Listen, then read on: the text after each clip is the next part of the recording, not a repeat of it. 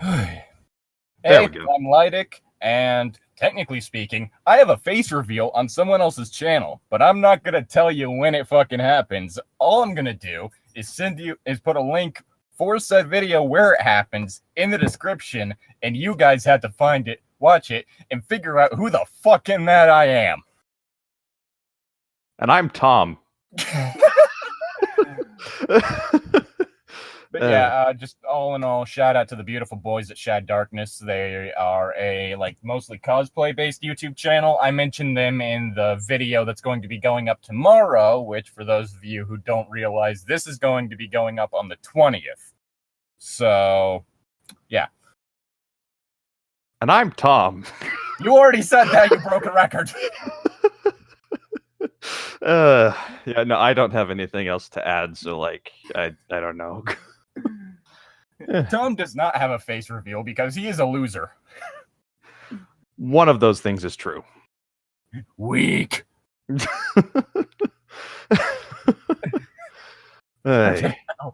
Anyway, this is What Are We Reading? We are still doing Atlanta Nights because this story never ends. Oh no, it ends. Oh god, it ends, but we've got a ways to go. We are on page 140, and we have 147 pages left to go. Oh, we're halfway there. Oh, living on a prayer. You done? Never. Fuck you. I am all fucking sorts of wound up, so I am a bit hyper aggressive right now. Nah. Duly noted. And heck, I have I have thick skin. You can vent on me. I'm okay with this. He brought home that fucking orb, and where the fuck did he hide it away? Anyway. Who? What? Stevie brought home some orb thing that's really weird calming aura. Point is... quick thing. Don't touch it. Put that thing. I wouldn't touch it if I were you, Stevie. I already have several times. No. Last time I saw it, it was floating in the living room. I had a habit of blocking the TV. Tells me to do things. Anyway, We're gonna start back up on this shit. Chapter 20. As Ivani Perrin climbed the stairs to Rory Edwards' penthouse, she could not shake the ominous feeling of dreadful fear that dampened her day. That is definitely a sentence that I just read. It was a beautiful day in Atlanta, Georgia. Far too partly cloudy. Not far too cloudy. Oh, fair too partly cloudy. My bad. Whoops. Not too cloudy, too partly cloudy. I think it's supposed to be fair to partly cloudy, as in fair to middling, but they misspelled too. I like the idea that she's upset simply because of the fact that it's partly cloudy and not fully cloudy or not cloudy. Okay. I mean, after all, if I'm remembering correct, this is the same character that was just the absolute worst in every other chapter. I think so. I'm trying to forget this stuff. So this seems like something Ivani would have issues with? Probably, because fuck these birds, am I right? Tom, you can't do that to birds. I mean, I know you're in Kansas and technically bestiality is legal up there, but still. With temperatures in the low 80s dropping to 60 around midnight, it was the type of day Ivani usually found to make her feel like a child again, but it was not to be that way today, as cruel fate would have it. Fate is so cruel sometimes, isn't it? Nah. I am being sarcastic. This is the book's attempt at being quote unquote deep, but whatever. I just want this to end. Rory's penthouse was on Peach Street in Atlanta, Georgia.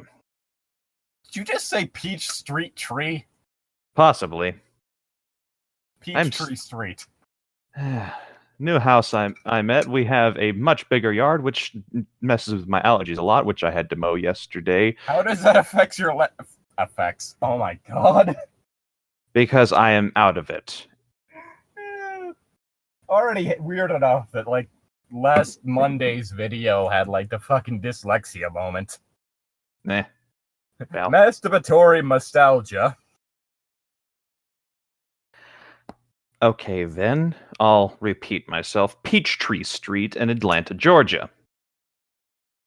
Rory often wondered how he would afford it, secretly afraid that his job might be not as secure as he was led to believe. Just the other day, Mr. Ricketts, his boss, had called him on the carpet and read him the riot act over the problem with the Zimmerman telegram. This made him feel bad. Not Rory feel bad. But Rory never told anyone this because he was a silent, stoic type, so Yvonne had not known of his fears. But he appreciated her visits, and today Yvonne was bringing him a box of donuts wrapped in bright red plastic wraps that reminded her of the day she boiled the eggs, even though she knew Rory wouldn't be there to appreciate it. I mean, I've boiled eggs on multiple occasions. Have you only done it once in your life? I'm just confused on what the bright red plastic wraps have to do with boiling eggs. Let's not ask. This is Yvonne, remember that. I boiled them in plastic. Have fun getting them out of the shell. It's like fucking just like vacuum sealed plastic around the eggs. Not only do you have to break the shell open to get to the boiled egg, but you also have to cut the plastic over the shell, because you can't just crack plastic wrapping. Ugh, and I thought normal hard-boiled eggs were too much work anyway. Delicious, so long as you don't make them in deviled eggs, because those are deviled eggs gross. are fucking amazing, you weirdo. They're fucking disgusting. Okay, then. I'm not taking this from the person who said Jurassic World Fallen Kingdom was the movie of the summer.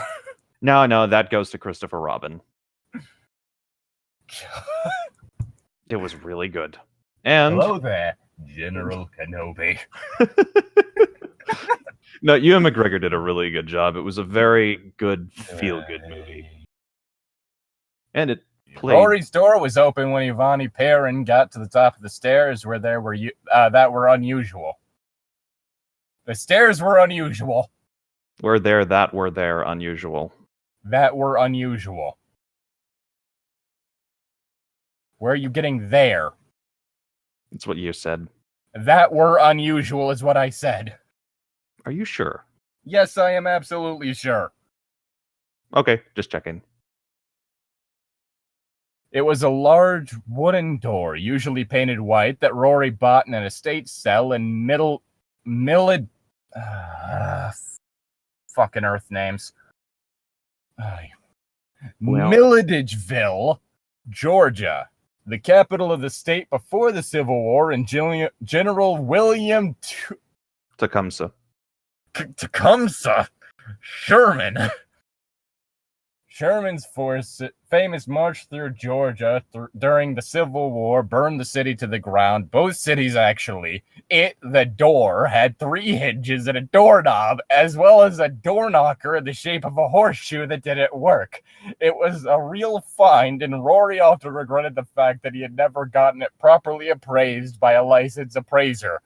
It was one of Rory's biggest regrets, eating him like a monster, devouring his soul, and spitting out the remains of his shoes and tiny bits of leather and oil.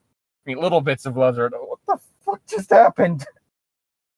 That was the weirdest, breakdown into specifics I've ever seen.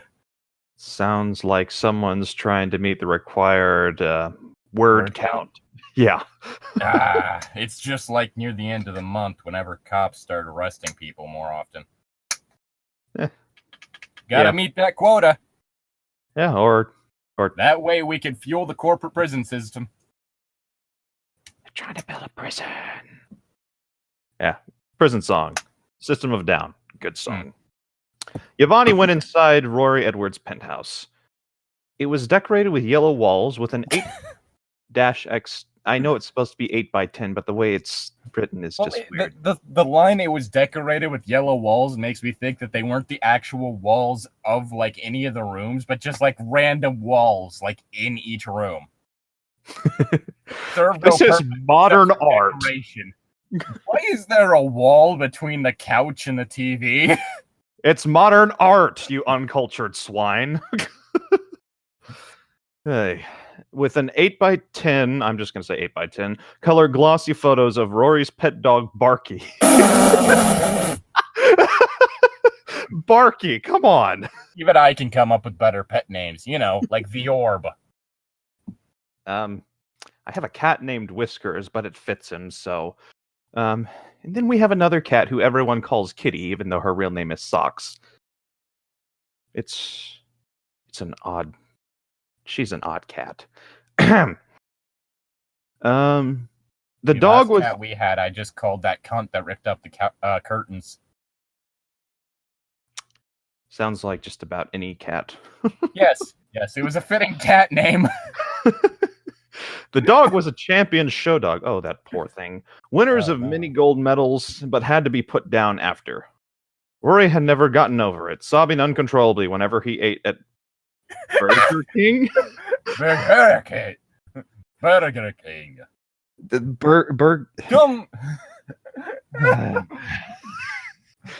Come, let us eat at Burger King. I was thinking Burger King just because it sounds funnier, but I guess that works too.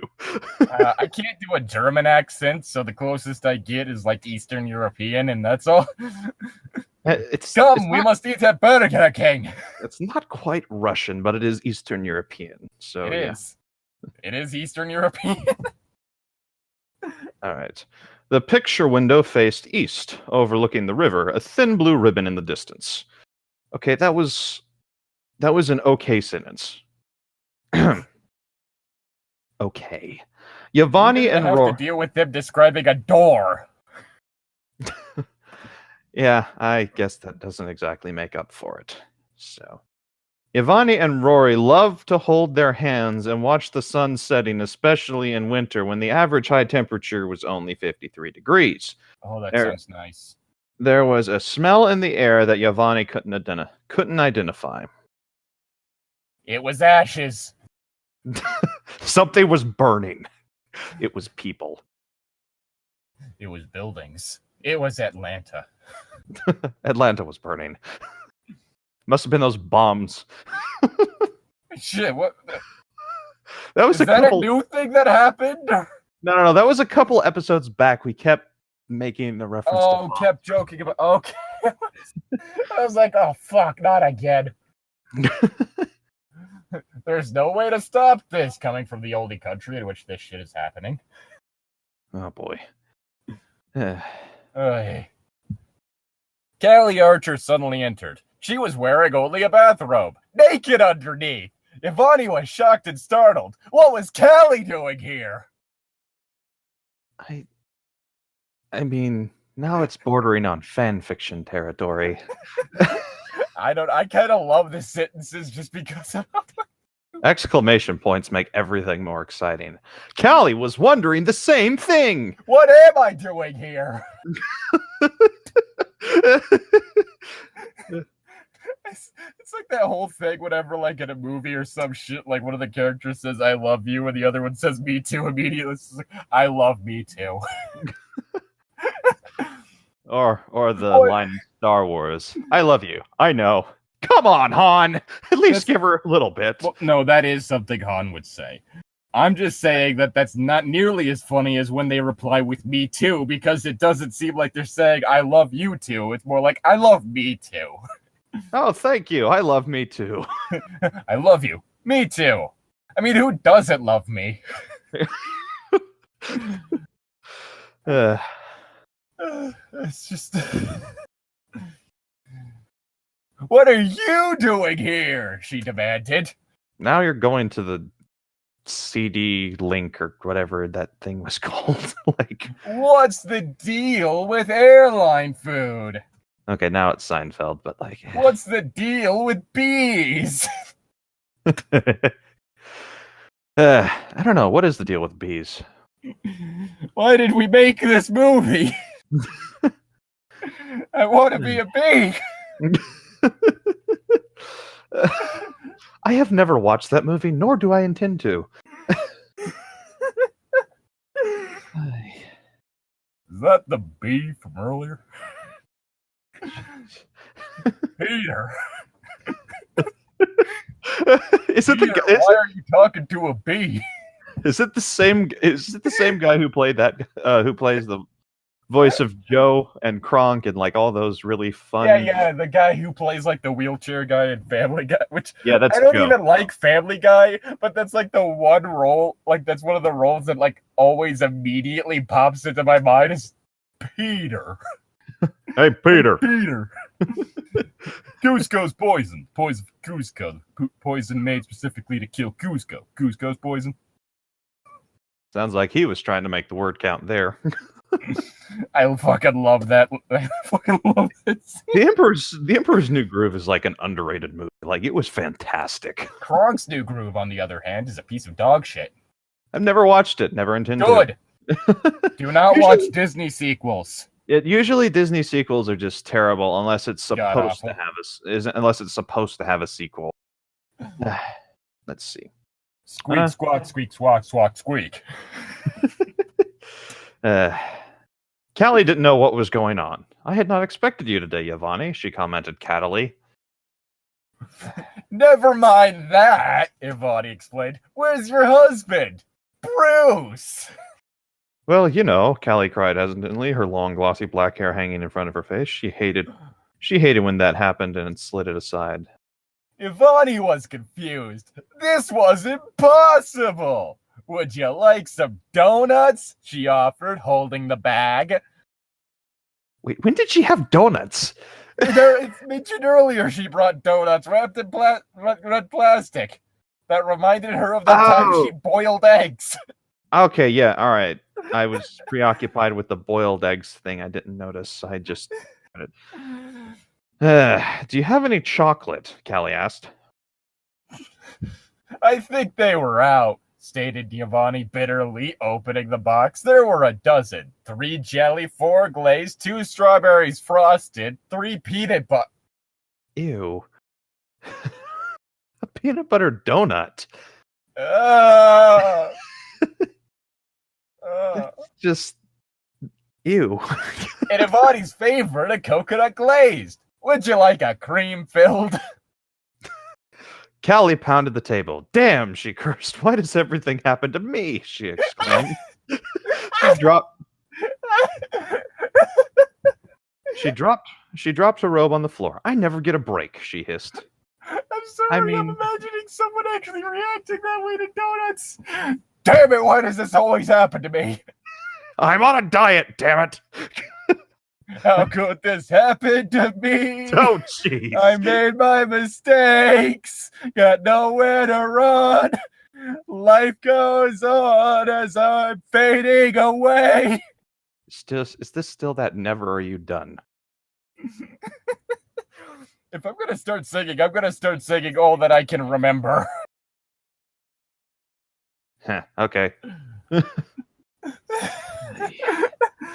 I mean, Ivani felt really bad. I feel really badly. Mongo don't feel so good.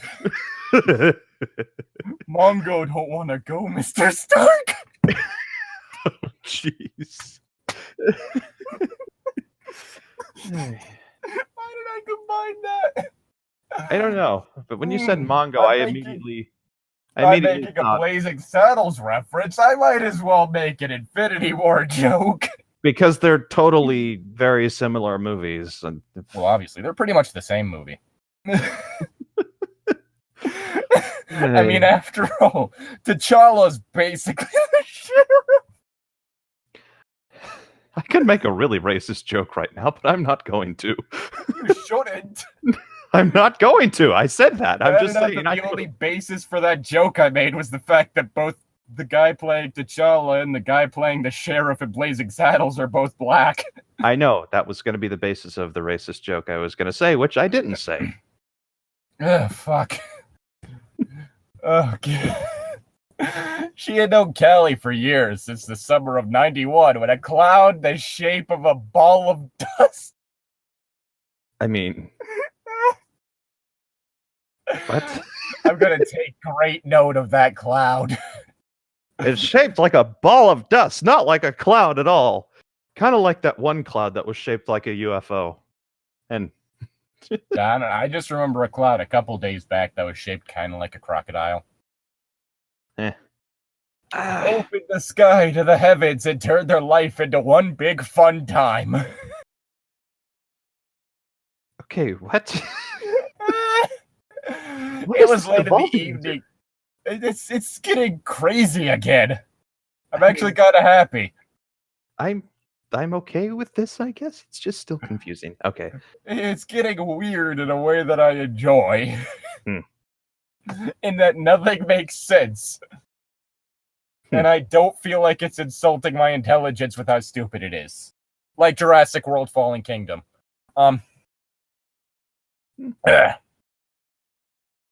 Let's see. It was late in the evening, and Callie was wearing a bright green skirt and matching red top with pink lace at the necks and sleeves. Oh god, it's turning into my immortal. It had a slight paisley pattern that caught the sun. It was before Bruce's accident. Though he would never say so, Rory Edwards thought she was the most beautiful woman he'd seen. He often wished that Callie wasn't married, or that Bruce was dead or something. Okay, the question becomes, is he thinking this, or is he like hiding and just staring at these two women in his house? Well, this is a flashback, I think. I don't know. Wait. No, because Callie was wearing nothing but a bathrobe earlier. Yeah, and she dropped the bathrobe when she got upset about the donuts. The fact that there were no chocolates. I mean, who cares? Fuck. Chocolate, donut. I'm gonna fucking take the chocolate. I don't give a shit. Yeah. Definitely gonna take the chocolate if the other option is a chocolate-flavored donut, because that fucking icing tastes like shit. I think she was upset because there was no chocolate donut. Why would anyone want a chocolate donut? They taste awful. I don't know. I like jelly-filled donuts. Taste like chocolate. It's like when you get a chocolate Tootsie Pop. It's like, that shit doesn't taste like chocolate. Or any chocolate-flavored anything that's not chocolate. You know, like anything from America. Because American chocolates are dog shit. Depends on the chocolate, but... No, it's like, our Godiva is regular chocolate in any other country that sells it, so... Like, our high-end shit is the regular for other nations. I'm not a huge chocolate fan, but I'll take your word for it. Let's see. Yeah, I'd rather have like a peanut butter or something or other. Like, I don't know. I like peanut M&Ms; those are really good. But anyway, where were we? Oh, here we go. The night was magical, and the band played disco into the night. This is 1991, not 1971. But okay. I don't fucking care. It's playing disco. Fuck yeah. Disco's some of the shittiest music ever, man. Fuck you. I guarantee you half that shit's better than 90% of the shit you listen to. Yeah. Depends on the day, depends on what I listen to. I listen to a lot. Are you doing something with Rory, she asked, deciding to take the bull by the horns and get to the root of the situation and let the chips fall as they may? That was like a whole bunch of idioms mashed into one. It was a whole bunch of idioms that, like, mean more or less this, like... bunch of idioms that basically just mean, you know, get to the point. Just take care of the issue.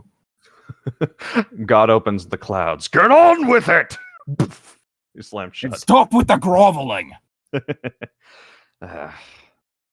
So I'm not worthy, and... I refuse Lord, to answer. please forgive me. And it's so annoying. It's these... I refuse to answer that, Callie said pig-headedly. I don't have to answer that. This was a fine howdy-do.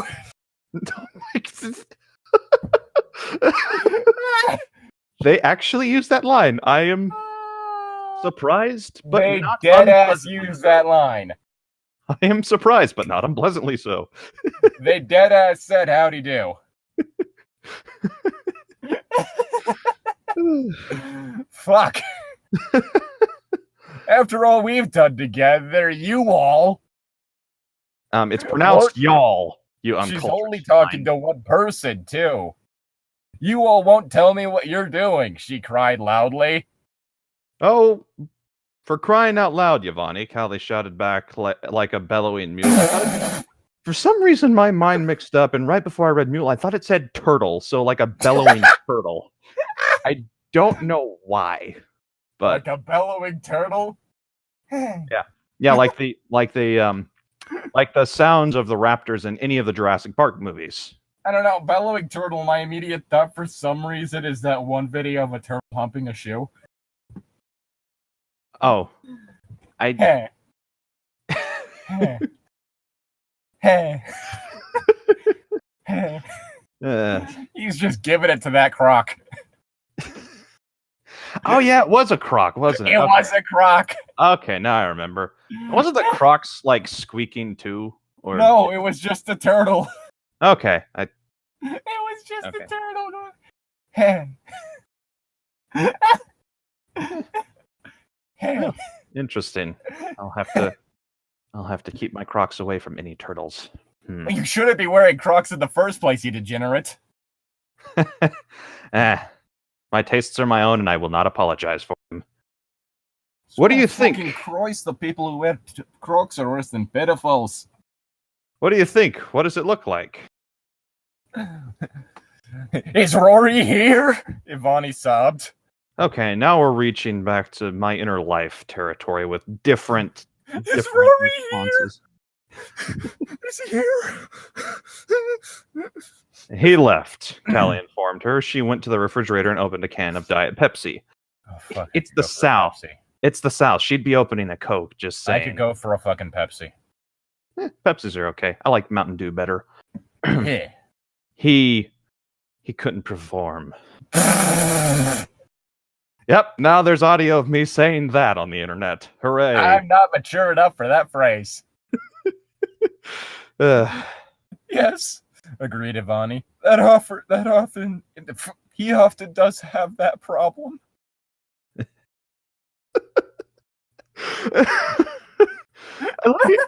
Okay. Everyone in this book is terrible and deserve to die in a fire. I love this. It's so stupid. It's like the Meg. It's amazing. I want to see the Meg. I haven't seen it It's yet. Jason Statham fighting a 90-foot shark. It's stupid without insulting your intelligence. I'd say that's stupidly awesome, but It's stupid, but it's not insultingly stupid. Depends. Yeah, no, that it looks like a really good one. Is it actually a comedy or is it taking itself serious? It's more of it's kind of a dark comedy situation. Okay, I think I will enjoy it even more now then. Let's see. What? You too? Callie blurted. This was a big surprise. What in the world was Callie thinking? What is going on here? Rory was always afraid this could happen. Despite his macho exterior, he was a bundle of fears inside, and writhing mass of phobias that made him tremble in nervousness. If he knew what the two girls were saying about him right now, his ears would probably burn red hot. Or hotter. Oh god, they've gone white hot. They're glowing. It's just twin lights coming from the side of his head. Oh, jeez. Still, why do they switch to Rory's perspective? He's not even here. It's saying, it's giving Rory's opinion, like how Rory would react. It's the whole thing of, oh, if they only knew. It's not switching to his perspective. I don't think you're understanding what's happening here. It's still like, okay, so he's not going to show up probably at all in this thing. It's the whole thing of if he knew what was going on. Like, that's something you do see in writing. I haven't seen it, but then again, I read fantasy mostly, so there's never really much of a situation where something like this would come up. I don't know. It just. Meanwhile, the last actual book I read was 50 Shades of Grey. Did you enjoy it? I mean, I was laughing, but That's what I meant. Like, it's not like, ooh, this is sexy. It's like, no, this is fucking terrifying because this doesn't follow the safe, sane, and consensual rules at all. I don't know why they made a movie about it, but Because a whole bunch of people like the book, and it's kind of like how they have all those fucking like shitty young adult novels that are being made into shitty films. It's like, did anyone actually give half a shit about Divergent? I liked it better than The Hunger Games, honestly, but The Hunger Games, I could at least understand why this was happening. Divergent, it was the whole thing of, well, we're going to separate people into these specific groups based on specific little things about their personalities, and those that are, like actual people and, kind of don't fit into any one group are just going to be culled.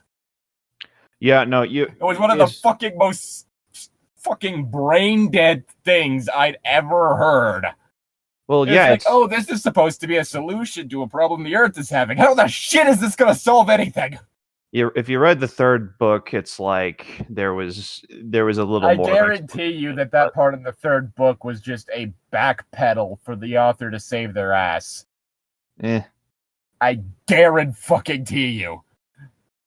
I mean, I guarantee you that they saw people online commenting about the fact that this shit makes no sense. What fucking society would actually what fucking society would ever think this was a good idea, experiment or otherwise? Yes, the third book was basically a retcon of the last two books, but the main character dies in it, so it makes it all better. Oh, thank God. She's boring as shit. Mm-hmm. Yeah, I know, and she's really... This character's special because she's normal. Yeah, no, and then it's like she dies, like, okay, she becomes like... it's a weird journey. I probably wouldn't read the series again, but like I said, I liked it better than The Hunger Games because just... The Hunger Games, as stupid as the idea of a nation doing that was, I could understand like some sort of nation doing that as a display of power. Yes, it would be something that would easily sow dissent into the lower rankings, but at least I understood what was happening. It was why it was happening. It was just another generic powerful versus unpowerful, rise up, death to the rich type scenario. It was... Well, I mean, we do need death to the rich, but that's an entirely different situation. But it's such a trope anymore. It's like on top of that, that was the one that kind of started that trope. No, there have been things like that since. I'm talking about like the one that popularized it. When you're talking about like modern day writing, that was the one that popularized it. All those other fucking young adult books that started doing the same thing did it after the Hunger Games. It's just, I mean, I guess, but even like, so, it's still... Look at trends with like the slightest analytical eye. This shit started because of the Hunger Games. Like, it's whatever. It's just... I didn't like the Hunger Games, in case y'all didn't realize that. I didn't hate the Hunger Games, but then it's not like the Hunger Games were like the fucking fifth wave or shit. What are some of those other fucking shithole young adult novels? Maze Runner. That one's Maze Runner. Oh. That's when the Hunger Games and other books like that started coming out. That's when I started leaning more towards fiction targeted for an older audience. I mean, I'd been reading stuff kind of like that for a while, but just... My whole thing is I go for garbage media that is typically entertaining unintentionally.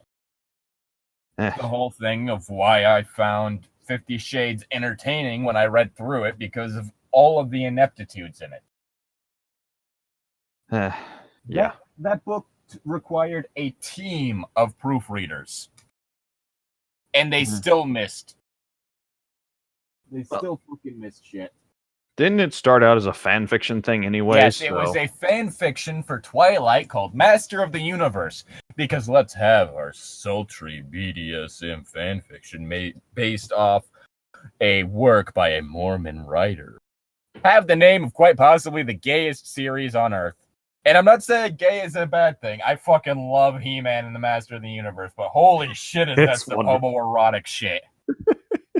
I mean, That that's shit's part of more what makes... that shit's more homoerotic than Nightmare on Elm Street 2. The thing about He-Man and the And Masters Nightmare of on the Elm Street Universe... 2 is my favorite Nightmare on Elm Street movie. Never seen it. Oh, you need to watch it. It's amazing. Not a huge horror movie fan, but then again, I might check it out because you It said has that the one was... first male Scream Queen in it. Okay, And it's that a might whole be worth thing it. of like when they started writing it, it was homoerotic subtext, which ended up accidentally turning into supertext. And this wasn't helped by the fact that the main actor in it was in the closet at the time of filming. Like he wasn't out he wasn't out at that moment. So it's a whole thing of like, well, this is uncomfortable. People ain't supposed to do this shit. Yeah. Yeah. Like, As fun as this tangent. There's straight up a scene in which like he, in the middle of the night, like in a cold sweat, just walks into a fucking leather bar. I am not kidding. Oh, jeez. The PE teacher is a regular at said bar. Oh, hi, you're here. Didn't That's expect awkward. Didn't expect to see a student here, huh? It's a bar. You really shouldn't be seeing a student there. Yeah, I don't know. Some things like that. It's like I don't know. It's a fucking amazing movie. I fucking love it. And the rest of the series forgets about it. Yeah. I guess Concluding montage in the movie. She's singing fuck, what's the song? It's like Touch Me Hard. It's like, I think it's the song like Touch Me or something like that, in which she's doing like this rather phallic dance with like a mini bat.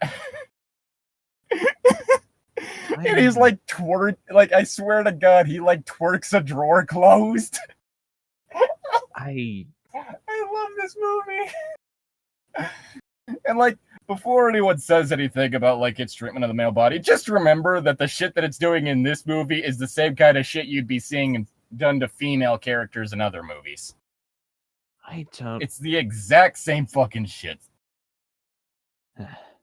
I don't know. At first, it was like, "Oh, I want to see this movie more," and now it's like, "I don't know if I want to see this movie." This sounds scary in a different way. Amazing.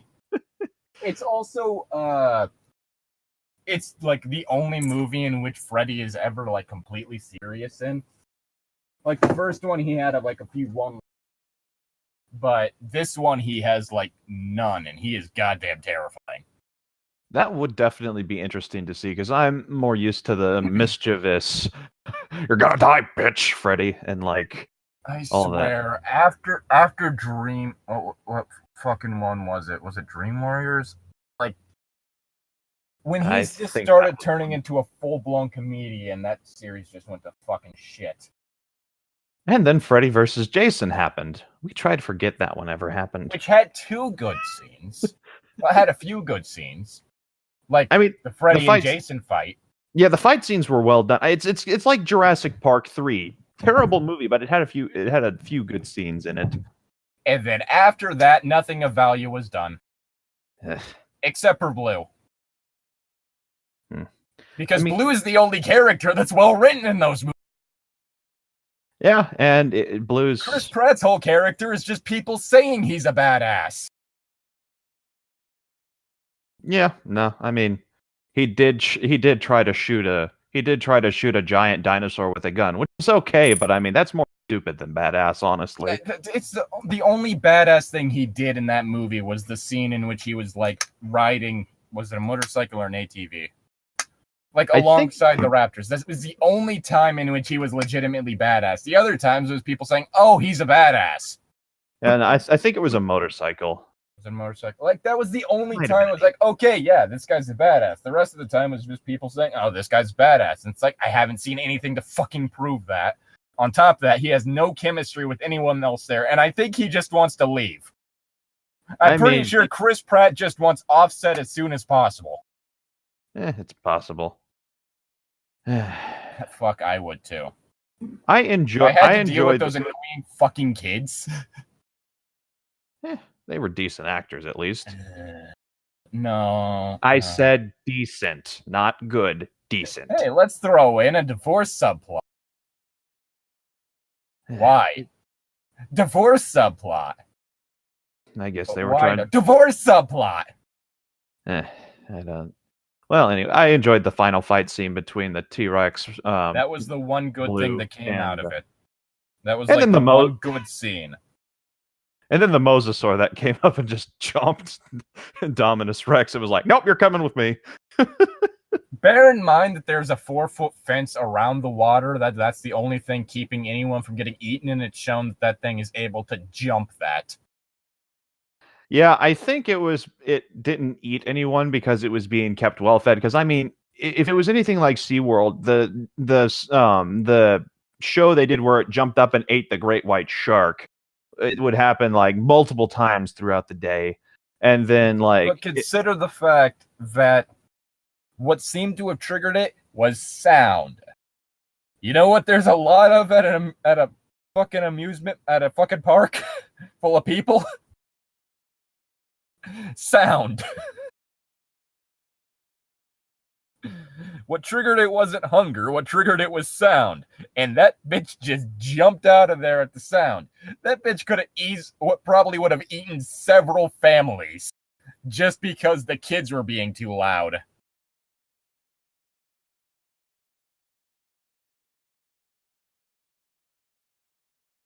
You there? Tom? You're not coming through. Did you turn off your mic again?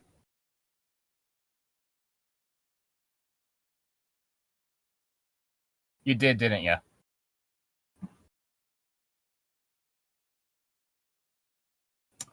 Oh, God damn it.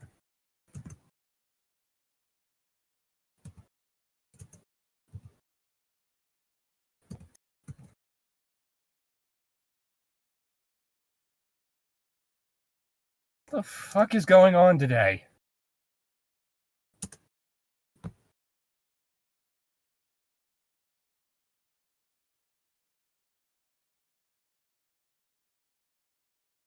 Well, this is awkward. And Tom is gone. He is straight up gone. Oh, God. Well. That's awkward. Texting me.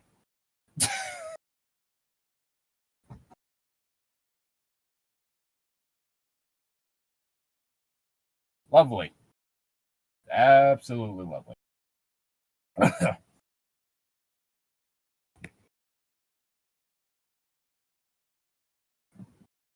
This all was during a tangent in which I was going off on Jurassic World for being an absolute shit movie. Like, don't get me wrong, I don't fucking hate it, but God. God, was that movie garbage. Like,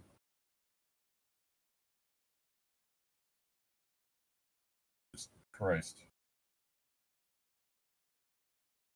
It's just like there is so much shit with that movie. It's the whole thing of, oh, this fucking Indominus is going to take about an hour to get to the people.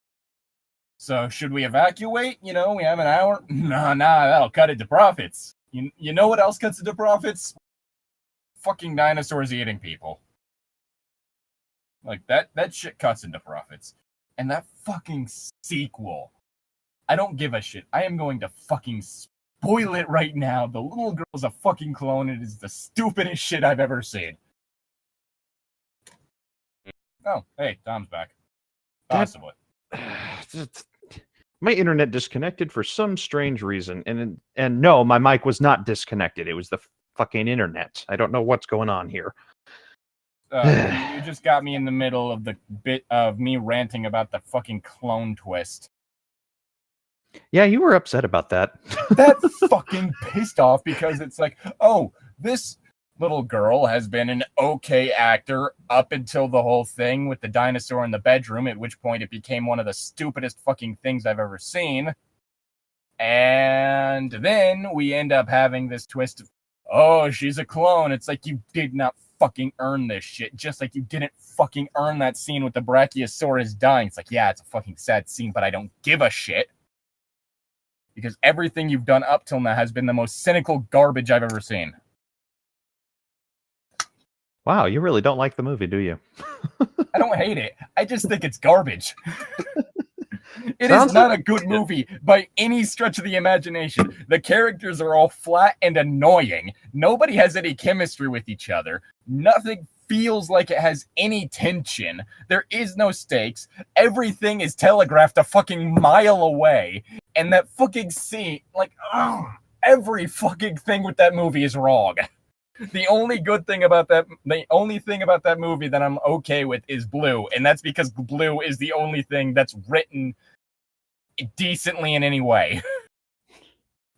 Because Blue feels like a well-written character, despite the fact that it's a CGI puppet. Everything else in that movie, just fuck off. Well, we got the generic tough girl character. What's her character? What does she say from that? She's the tough girl. Oh, we have the wormy guy who you want to be dead immediately because he is the most annoying piece of garbage on the face of the planet. Are you sure you don't hate the movie? It really sounds like you do. What I fucking hate is just... I fucking hate the studio for thinking that it could pull some of the shit that it did. And that it thought it could get away with so much shit and like just have people buy it. Like it's the whole thing of it's a bad movie, but it's acting like it's a good movie. It's not something that's like, yeah, we're not a great movie, but hey, we're doing something enjoyable. All right. No, it's like one of those fucking garbage student films that's acting like it's high art. That's my fucking problem with this movie. So basically, most stuff that comes out from Hollywood anymore. Here's the thing, though. The stuff like, fuck, most of the stuff that's coming out from like Hollywood typically isn't that insulting. It's the whole thing of, okay, yeah, this is bad, but I don't feel like it just slapped me in the face. That sounds more of a personal problem than anything. Chris Pratt should have died 3 times in one scene of that movie. It did not earn the goodwill to let me accept the idea of him surviving lava. Or outrunning a volcanic eruption. That was multiple scenes, but yeah, I get. No, that was basically all one sequence. One sequence, but it was split up into different scenes. You did not earn the goodwill to get away with this shit. I'd like to see like a Jurassic Park / Jurassic World movie that kills off basically all the characters. That would be interesting to see, honestly. Kill off everyone but Blue and the T-Rex. They're the only ones that matter. Yeah, true enough. I still enjoyed the movie because I'm easy to please, but like, I mean... Well, like we've already covered, you're somehow able to sit through Tyler Perry movies without wanting to slit your throat. Again, I haven't watched an actual one all the way through. I've seen scenes that I found funny. I do believe it is your line. Yes. I was going to ask if we were going to get back to this cancerous book. Callie sat on the red leather couch that Rory had picked up on sale in Sears at the Peachtree Mall. She suddenly felt like a fool. How could she not have guessed? The signs were all there. The skim milk instead of 2%, the sudden change in Rory's manner, the time he spent working at the office. What does the skim milk have to do with this? He's having trouble getting it up. Wait, skim milk? That sounds a lot like homeopathy to me. It sounds like something one of those people that thinks that soy boys is a thing would come up with. Oh, and never look up what that shit is the dumbest bullshit I've ever seen. Again, sounds like homeopathy. It's basically that shit that like alt-right channels come up with. Like, masculinity's being destroyed by the modern era. Sure it is, pal. If you're the kind of person that feels the need to bitch about your manhood being taken away, you never had it to begin with. Pepsi? Offered Ivani, sensing her pain and offering her can. She had her share of bad love affairs. Oh, she had her share of bad love affairs. Like that handsome doctor with the office on Peachtree Street who dumped her when she hinted that she wanted more from the relationship than donuts. I'm not gonna lie. I'd be totally cool with having a relationship completely built around them buying me donuts. I really don't see a problem with that. That seems like an awesome relationship. I mean, I get donuts. That's it. I get donuts. That's fucking amazing. That's fine by me. Donuts. Send your donuts to P.O. Box.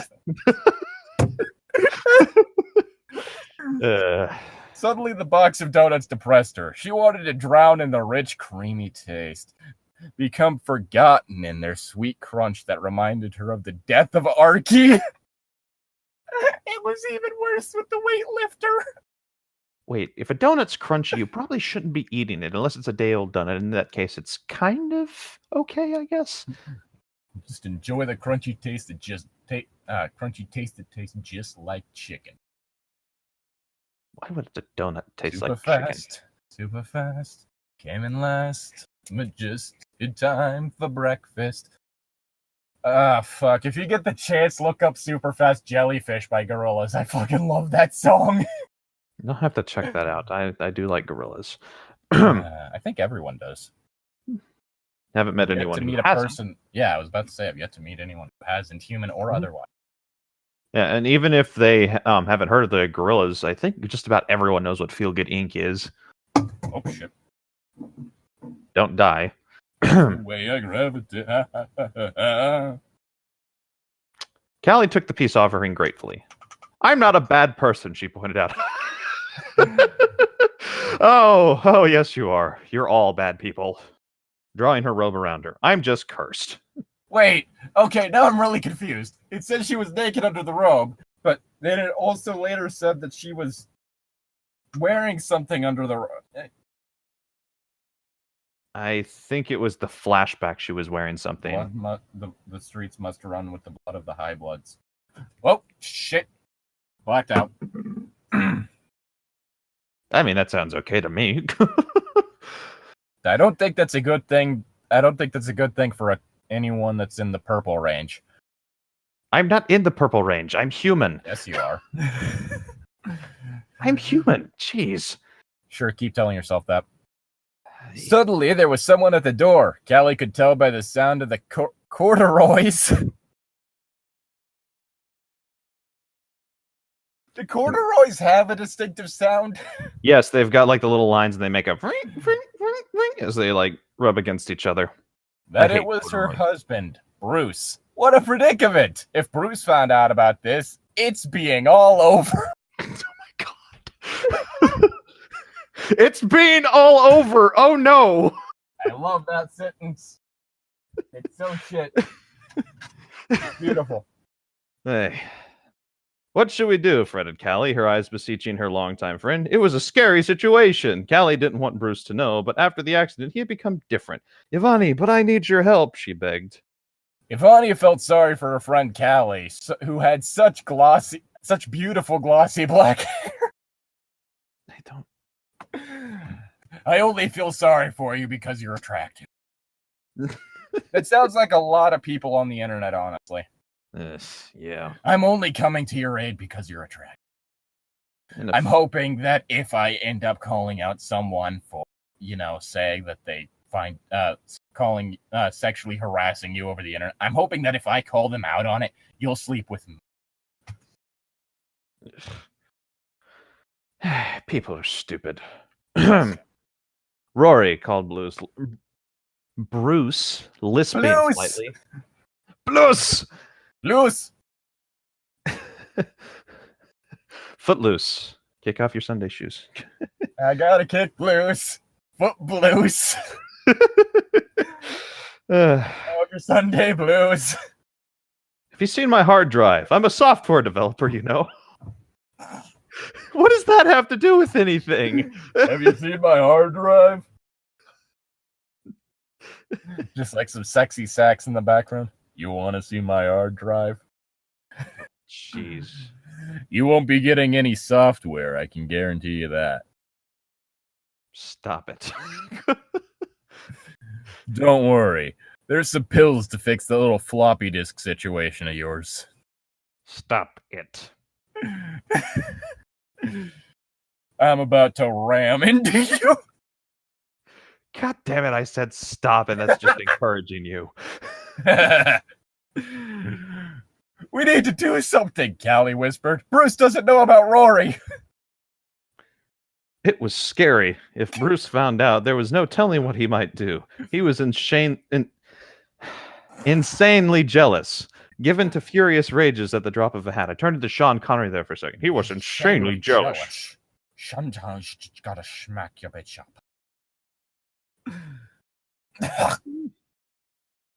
What do we do? Callie asked. We need to do something.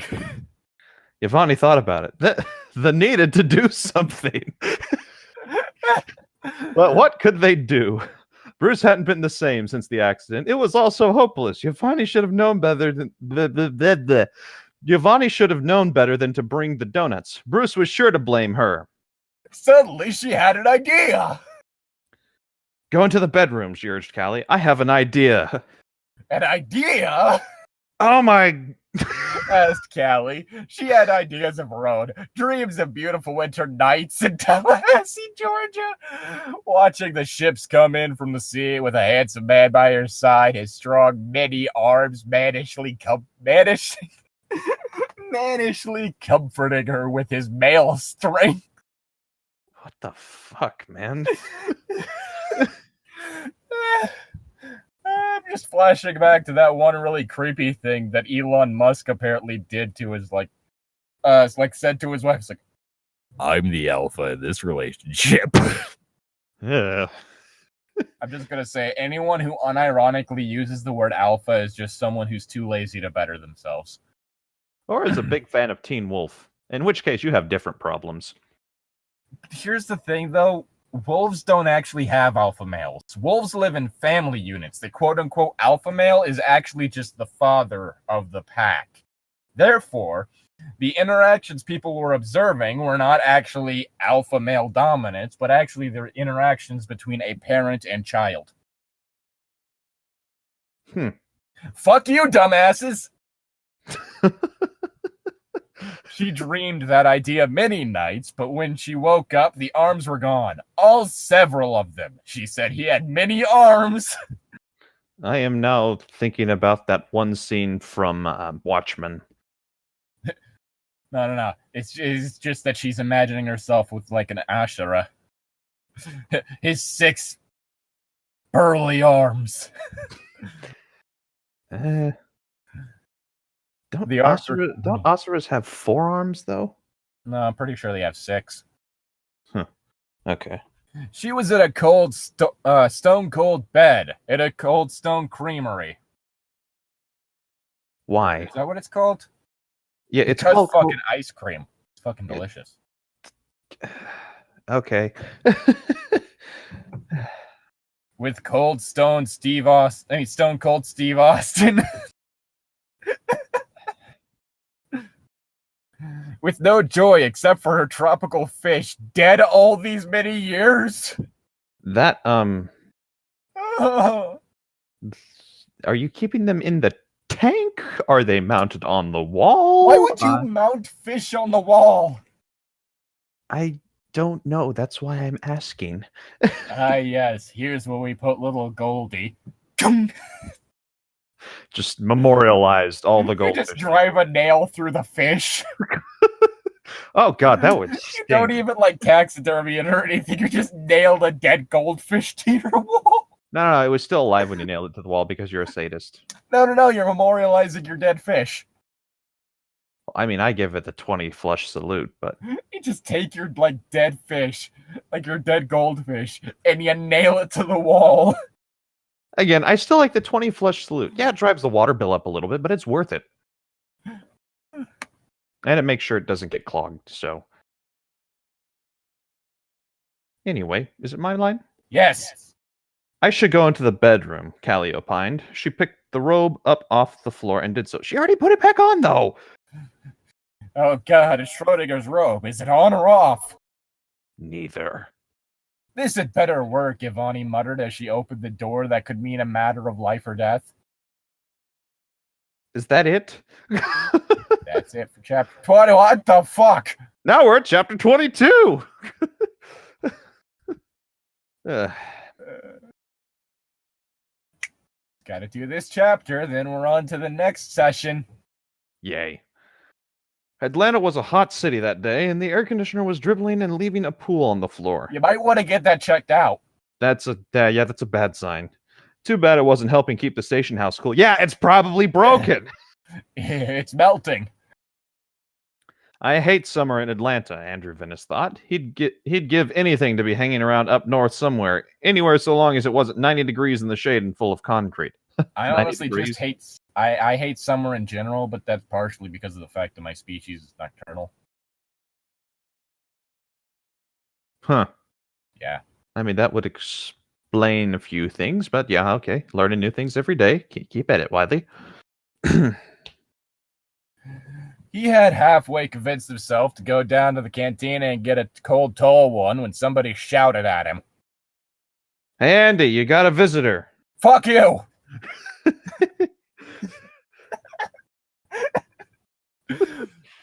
Andrew raised his bleary eyes from the mass of papers on his desk. It had been a long day, and in spite of all his efforts to dig up everything he could on this case, he was still no closer to figuring out who had killed Henry Archer than he had been when they found Archer dead.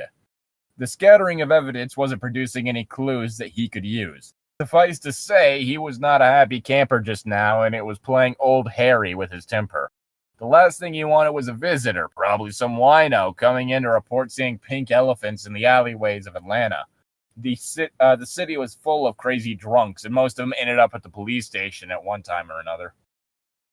Pink Elephants reminds me of Dumbo, which reminds me there's going to be a live-action version of it directed by Tim Burton. So that should be interesting. I'm unsure how to feel about that, because most of the live-action versions of Disney classics have been absolute garbage. Yeah, Jungle Book was okay. I will say that Beauty and the Beast did a wonderful job CGI-ing Emma Watson in. It almost looked like she was really there.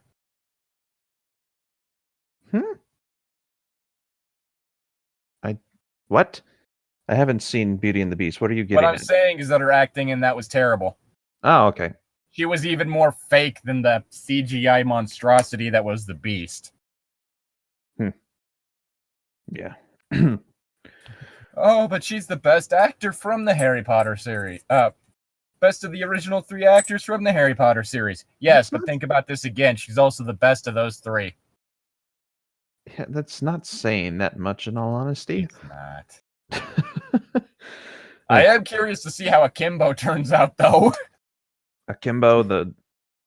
Daniel Radcliffe has guns nailed to his hands. Wait, what? Have you not seen those? No, I don't. I started sharing the pictures, like behind-the-scenes pictures, a while ago when people were joking about it was just Daniel Radcliffe having a breakdown. Kimbo movie.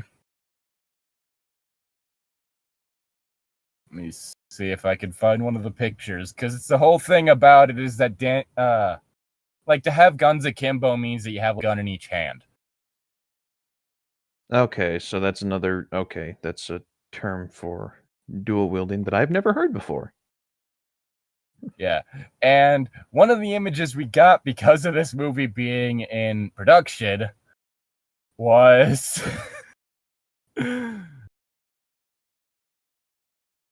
this image.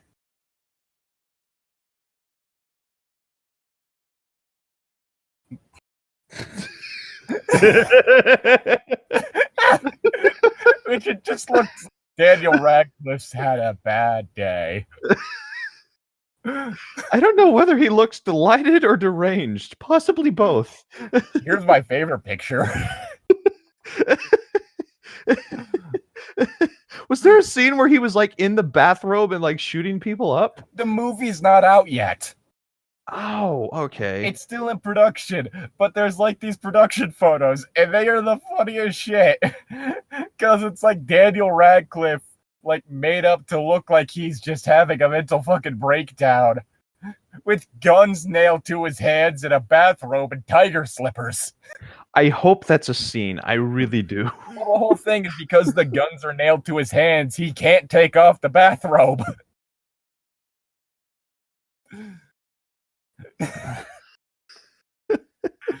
So he's permanently stuck in that bathrobe. I mean, is that the premise of the movie, or I is think this? it is, yeah, that someone stapled guns to his hands. Like when he Okay. was asleep or some shit. Okay, never mind. This sounds stupid. That's amazing. I mean, Like, well, if you look, you can see, like, the nails in the back of his hands. yeah. Oh, okay. That's what those are. That's what I was saying. The guns are nailed to his hands. Okay, no, okay. I'm seeing them now because before it was like the one of the nails was kind of blended in with the bathrobe, and I didn't really see it. But yeah, so Daniel Radcliffe, with guns nailed to his hands. I mean, if this is an action comedy, at least I hope it's going to be that. It looks like it's gonna be amazing. We'll have to see on that Like, one. just from these production photos alone, because that is the funniest shit I've seen. It's quite funny, yes. Like, he's been doing a lot. He's been, like, most of the movies he's been doing have been weird, and I love it. Yeah. I haven't really seen much of his stuff after Harry Potter. I mean, I know he did one like the Woman in Black or something. Oh yeah, The Woman in Black, which was like a ghost horror movie. But he also did Swiss Army Man, which is a movie in which he is a corpse. Oh yeah, that a dude is using to survive on an island. I remember Swiss. And I'm not Army. gonna spoil the ending. I'm not gonna spoil the ending. I remember Swiss Army Man. Like the previews coming out, it just sounded insane, and like he's literally just Daniel Radcliffe's playing a corpse. I mean, if you're dead inside, what better role to play? It's like a scene in which, like, the dude, like, shoves, like, a homemade spear down his throat and uses him to launch it. Oh, boy. Well, we'll see. I'll have to check that one out, too. Your paragraph. Of course, being a detective, Andrew didn't usually have to put up with them. The desk officer at the door was usually the one who was inundated with drunks and floozies and every other wacko in the street. I'm just the murder guy. I want that to be my catchphrase. Please don't. You're already try-harding enough as it is. Yeah, don't know what you're talking about, but okay. Who is it, Sergeant? Andrew growled. He hated interruptions. Hold on. Who is it, Sergeant? Andrew growled. Who is it, Sergeant? He growled. I read it too fast. He hated interruptions, especially when he had not had enough sleep. He'd been up all night staring at the photos of Archer's body. It had been too hot to go to sleep last night. Even sleeping in his underwear had not been comfortable. He would have stripped naked, but old lady Carson in the flat across the way was already on her last pacemaker. No use in giving the old girl a kick off before her time, though she would have gone with a smile on her prune face. Oh, what's that, Sonny? You used a fine cup of marmalade. Oh, jeez. Come over here, Granny will give you a gum job. Oh, God. Please don't. I may not have teeth, but I can show you a good time. Again, it seems I'm asking you not to, and that's just encouraging you more. I'll keep that in mind. The sergeant merely stepped aside, pulling his police hat off his head and holding it in both hands. His cheeks had sort of an apple glow. He turned his eyes to look just down the hall, and he smiled. Well, Andrew barked. A woman with a head full of hair as red as a roaring fire. In fact, it actually turned out that she was on fire, setting off the smoke alarms, drenching all his files. Stepped through the doorway. She had green eyes like the rich emeralds in a princess's crown, and they settled on Andrew the way a fox looks at a chicken that's straight from the henhouse. Run! Run! Hungry but hesitant. Hungry eyes. Run! And wary in case there was a dog nearby. Run! He puffed his chest and stood up, enjoying the way her eyes rode up and down his well-built frame. You know, the last person who looked at me that way stabbed me. Clearly, she appreciated how well set up he was. In turn, he stared unabashedly at her voluptuous figure clad in a short, tight black leather skirt and pink frilly blouse. I swear English is my first language. Yeah, we're both kind of having trouble with that one today. Open nearly to the navel. Absolute cleavage. If you haven't been on TV tropes, you might not know what I mean by that. I haven't read that specific one, but it's literally in which the neckline goes all the way down to where basically you see the entirety of the middle. Just full mid-boob. Oh, okay. Yeah, no. I know what... okay. I guess mid-boob wouldn't be the right... Because under boob's the bottom side. You have side boob, top boob. That's the correct term. I guess mid-boob works. I don't... Yeah. He put her at about 35, though she could easily have been able to pass for younger. Hi there, she said in her thick southern drawl. Are you Andrew Venice? She asked. I might be, Andrew said. Who's asking? She sauntered into the room, walked over to the chair before his desk, and seated herself demurely without even being asked. The angle gave Andrew a better look at her cleavage. He was starting to feel warm. I'm pretty sure every angle is a view at her cleavage, considering of the fact that, once again, the blouse is open down to the navel. Yeah, that's what it sounds like. Literally, you could be, like, anywhere so long as you're in some way in front of her and you get a view of cleavage of some sort. Oh, look who it is. It's your line. Oh, no, yes. No. My name is Ivani Pierre. God damn it. Ivani, stop it. And I'm a friend of Callie Archer, she said. Callie Archer? Henry Archer's wife? Andrew dropped into his chair and started pushing papers aside in search of the report of Callie Archer. Widow, actually. Widow, actually. Ivani smiled, and Andrew knew that she was too hot of a woman to be handling in the summer. Those green eyes were starting to mesmerize him. He cleared his throat roughly. Like that, yes. So, what can I do for you? Venice said, trying to keep his mind on his work. Well, you see, I heard on the TV that the police were asking that if anyone knew anything about the Archer case to please come forward. She pushed a hand through her thick red tresses, brushing them out of her green eyes. So I thought I should come forward and tell you what I know. And just what do you know? Andrew asked. For a moment, Ivani glanced over her shoulder. And then she looked back at him and leaned so she was braced on the far side of the desk. I'm not the sort of girl who rats on her friends, mind you. Callie and I go back a few years. She's always been like a big sister to me, if you know what I mean. Yeah, I know, Archer said. Do you, Archer? Do you really? Ow. Troll. I don't have siblings. I think it's... Okay, now we're getting to some inconsistencies. I'm pretty sure it's Andrew Venice is the character who's actually talking, but they're calling him Archer in this one. That they did. And you'll probably think I'm terrible for telling you this. She looked at her hands.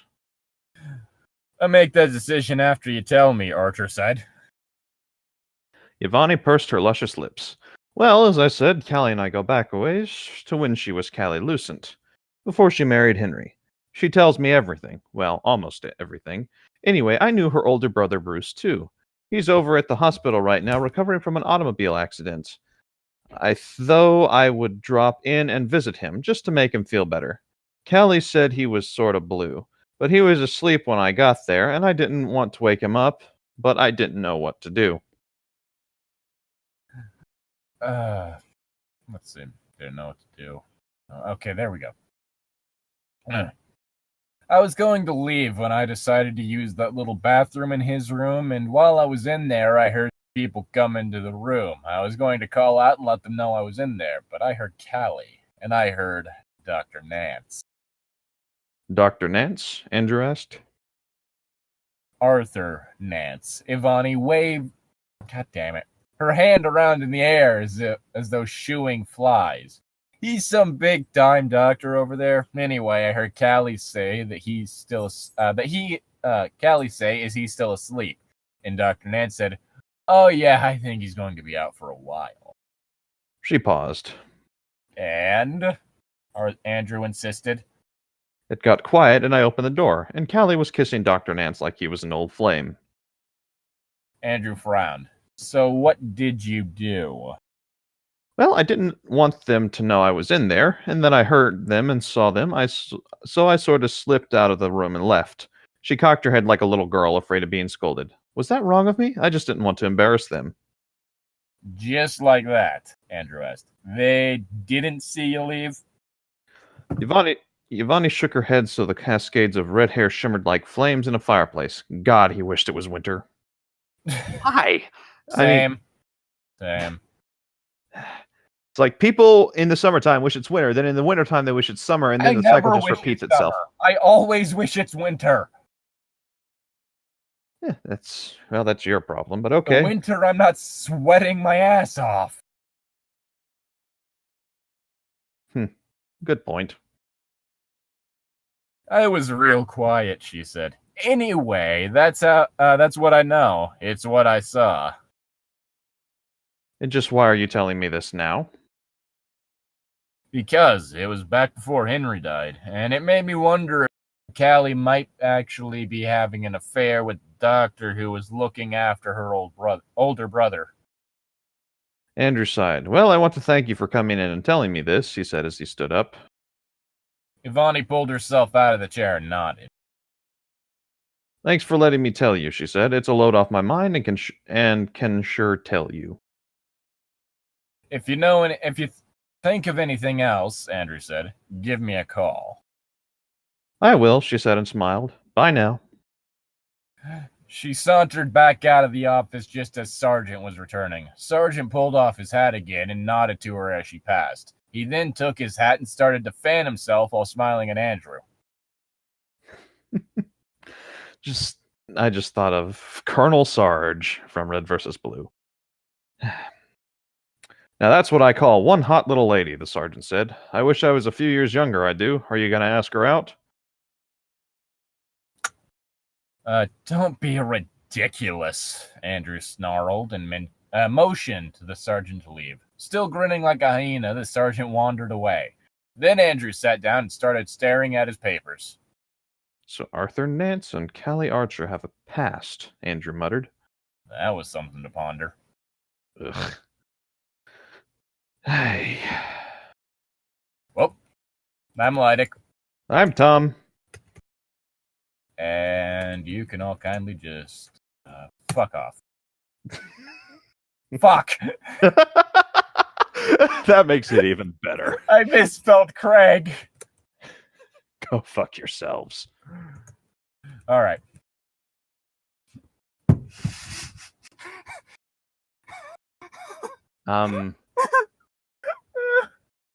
Well, that time you just misspelled leave. You're all beautiful. You're all beautiful, and we love you. Bye. Now fuck off.